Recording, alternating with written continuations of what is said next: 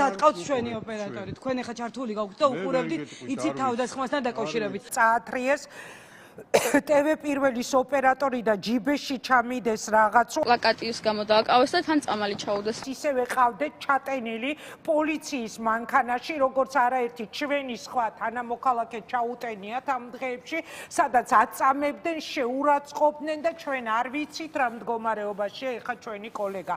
მაგრამ სამინისტრო არ გეუბნება მის ადგილსამყოფელს. მგონი ზუსტად ის დროა, რომ ახლა ფიზიკურად დავიცვათ ერთმანეთი. ამ დრომდე მალავენ იზოლატორს, სად არის გადაყვანილი ლაშა. იზოლატორის დამალვა აჩენს ეჭვს, რომ ის არის ნაცემი.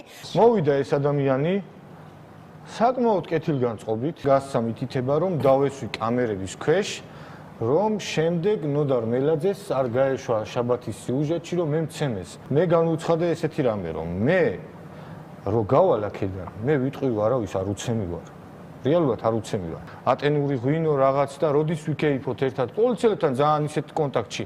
ლამის ყავაც კი მომიდუღეს, წყალი ხო არ გინდა, სიგარეტს ხო არ მოწევ. ჩვენი ასე თქვა მოლოდინი არ გამართლდა საბედნიერო და არ იყო ნაცემი.